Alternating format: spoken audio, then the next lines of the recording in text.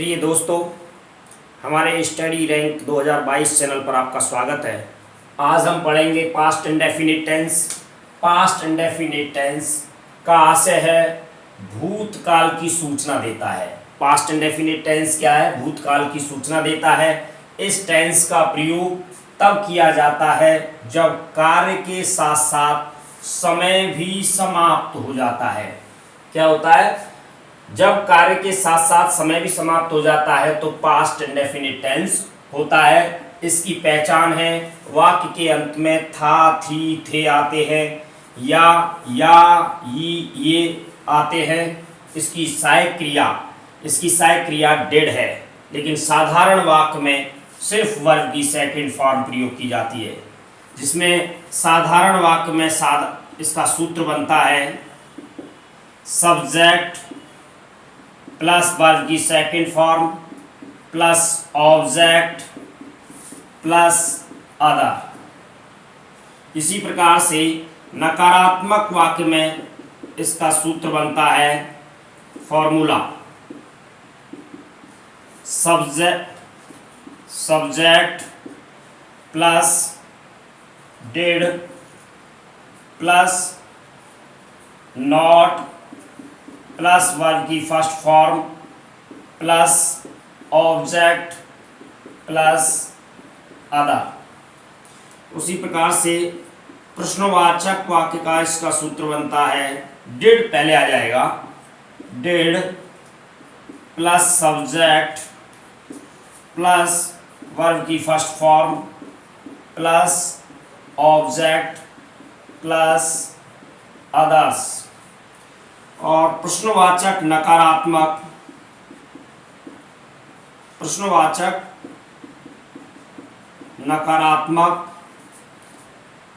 Did plus subject plus not, यहाँ क्या आ जाता है? नॉट और आ जाता है, प्लस वर्ब की first form plus object plus others और प्रश्नवाचक चिन्ह। ये चार सूत्र बन जाते हैं साधारण, नकारात्मक, प्रश्नवाचक और प्रश्नवाचक नकारात्मक वाक्य में। यदि जैसे हम इसे एग्जाम्पल के थ्रू समझना चाहते हैं कि वह दिल्ली गया, मानो राम दिल्ली गया, तो राम दिल्ली गया इसका जो कार्य था, दिल्ली जाने का कार्य था, और जो समय जा चुका है, इसलिए कार्य और समय दोनों क्या हो गए? समाप्त हो गए। तो इसमें क्या होगा? पास्ट इंडेफिनिट टेंस होगा। और इस चीज को हम एग्जाम्पल के थ्रू समझना चाहते हैं, जैसे राम विद्यालय गया, तो क्या आएगा? Ram went to school। साधारण। इसी वाक्य को यदि हम नकारात्मक बनाना चाहें, इसी एग्जाम्पल को कि राम विद्यालय नहीं गया, तो Ram did not go to school। और इसी को प्रश्नवाचक में बनाना चाहें तो क्या आ जाएगा? डिड पहले आ जाएगा, did Ram go to school प्रश्नवाचक चिन्ह। और यदि इसे प्रश्नवाचक नकारात्मक में बनाना चाहें तो क्या हो जाएगा? Did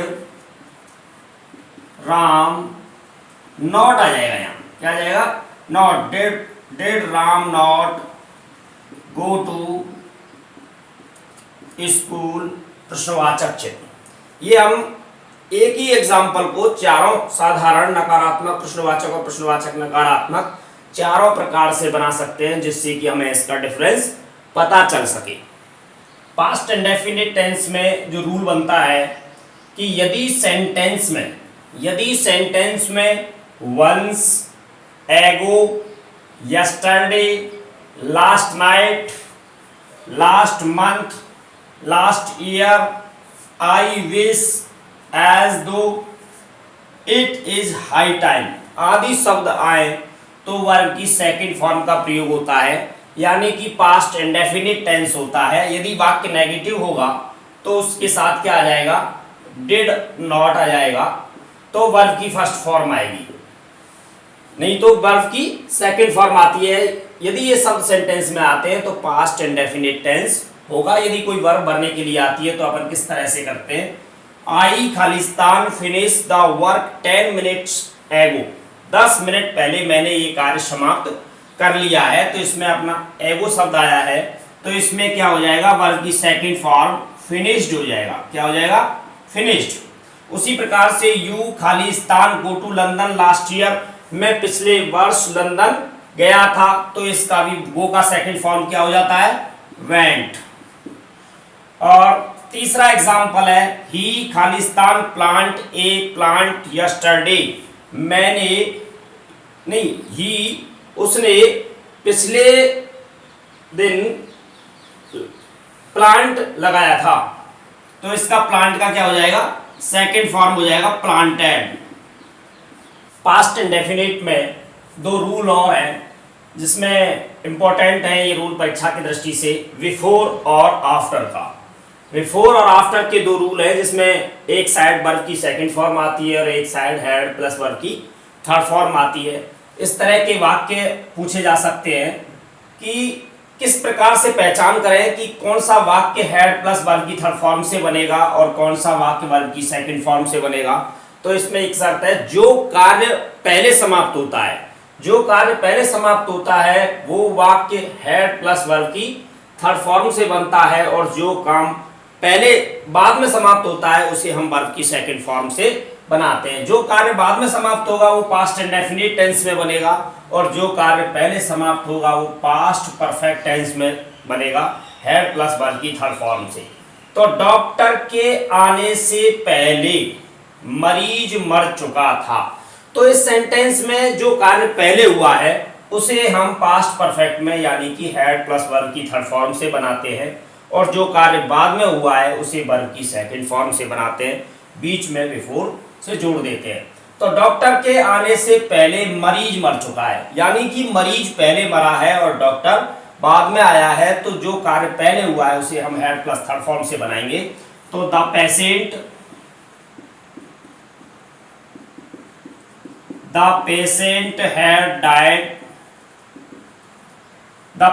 had died before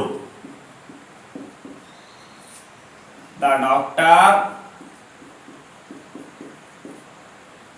came, ये सेकंड फॉर्म आ गया। क्या आ गया, ये तो सेकंड फॉर्म है, और यहाँ हैड प्लस वर्ब की थर्ड फॉर्म आ गई। डॉक्टर के आने से पहले मरीज मर चुका था, जो कार्य पहले समाप्त हुआ है मतलब मरीज पहले मरा है, इसे हम हैड प्लस वर्ब की थर्ड फॉर्म से had dead before the doctor came, doctor के आने से पहले मरीज मर चुका था। इसी प्रकार से ये सेंटेंस भी बनेगा कि वर्षा होने से पहले मैं घर पहुंच चुका था। तो इस सेंटेंस में जो कार्य पहले समाप्त हो रहा है उसे हम हैड प्लस वर्ब की थर्ड फॉर्म से बनाते हैं, और जो कार्य बाद में होगा वो वर्ब की सेकंड फॉर्म यानी पास्ट इंडेफिनिट टेंस में बनेगा। तो मैं घर पहुंच चुका था वर्षा होने से पहले, तो कार्य पहले हुआ है कि वो मैं घर पहुंचा था। आई हैड रीच्ड होम, मैं मेरे घर पहुंचने से पहले बिफोर इट रैन, बरसात होने से पहले मैं घर पहुंच चुका था, यानी कि ये पास्ट परफेक्ट टेंस में बनेगा हैड प्लस वर्ब की थर्ड फॉर्म से, और इधर वर्ब की सेकंड फॉर्म आ जाएगी यानी कि पास्ट इंडेफिनिट टेंस। उसी प्रकार से हम आफ्टर का भी प्रयोग करते हैं। आफ्टर में भी सेम यही नियम है, जो कार्य पहले समाप्त होता है उसे हम हैड प्लस वर्ब की थर्ड फॉर्म से बना देते हैं, और जो बाद में होता है उसे वर्ब की सेकंड फॉर्म। वर्षा होने के बाद वे मैच खेली, तो जो पहले कार्य क्या हुआ है, वर्षा पहले हुई है, तो इसमें क्या हो जाएगा, it had rained after they played match. क्या हो जाएगा, इट हैड रेन, वर्षा होने के बाद, आफ्टर दे प्लेड मैच, वर्षा होने के बाद वे मैच खेले। इसी प्रकार से मेरे घर जाने के बाद सीता ने खाना खाया। मैं जब घर पहुंच चुका था उसके बाद सीता ने खाना खाया। तो पहले कार्य क्या हुआ है घर पहुंचने का, I had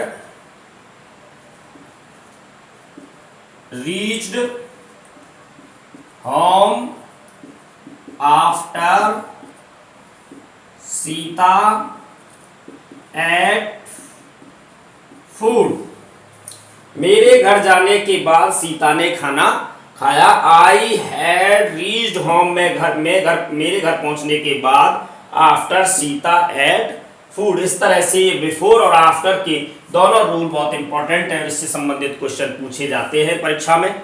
passed indefinite tense का use with past action when the time of an action is mentioned and applied, ऐसे पास्ट एक्शन के साथ जिसमें कार्य का समय या तो बताया गया है या उसमें निहित है, ऐसे वाक्यों में भी पास्ट इंडेफिनिट टेंस का प्रयोग होता है। जैसे बचपन में लेखक की देखभाल दादी ने की थी, बचपन में, इसमें समय है बचपन, चाइल्डहुड, तो इसमें क्या हो जाएगा, the grand mother looked after, क्या हो जाएगा, second form looked after, look after माने देखभाल करना, the grand mother looked after the author in childhood, childhood माने बचपन। इसी प्रकार से दूसरा वाक्य है इम्प्रॉपेबल कंडीशनल सेंटेंस, शर्त वाले वाक्य जो होते हैं उसमें भी पास्ट इंडेफिनिट टेंस होता है। और उसमें क्या होता है, एक सेंटेंस में वर्ब की सेकंड फॉर्म आती है और इधर पास्ट टेंस की वजह से इसका बिल का क्या हो जाता है, वुड हो जाता है। इफ यू वर्क हार्ड, यदि कठिन, शर्त है इसमें, क्या है, इफ वाले वाक्य जितने भी होते हैं वो शर्त वाले वाक्य होते हैं, कंडीशनल सेंटेंस होते हैं कि if you worked hard you would पास, यदि तुम कठिन मेहनत करोगे तो तुम पास हो जाओगे। तो इसमें वर्ब की सेकंड फॉर्म का प्रयोग होता है। और सारे टेंसों में भी इस तरह से तीन तरीका के सूत्र होते हैं ये, यदि इधर प्रेजेंट टेंस है तो इधर विल और शैल होगा। इस प्रकार से हमारा पास्ट इंडेफिनिट टेंस पूरा हो जाता है। यदि आपको ये वीडियो पसंद आई है तो अपना स्टडी रैंक 2022 चैनल को आप ज़्यादा से ज़्यादा सब्सक्राइब करें, अपने मित्रों को शेयर करें। थैंक्स।